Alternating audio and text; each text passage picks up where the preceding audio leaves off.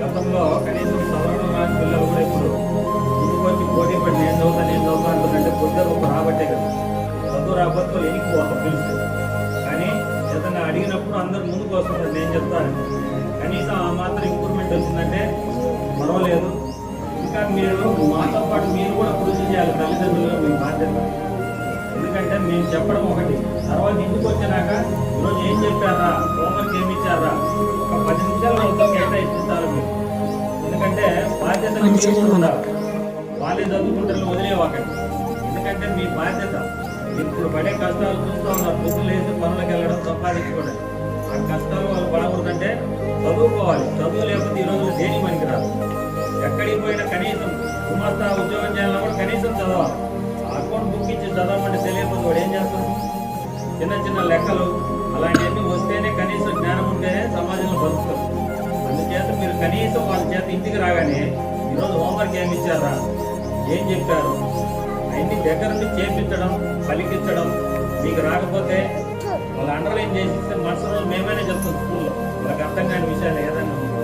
మా శ్రమ మేము పడుతున్నాం, యాదన ఎంతో చేస్తున్నాం. వీళ్ళందరి కోసం ఒక బుక్ తయారు చేసి తెలుగు బుక్ కూడా కొట్టించాం.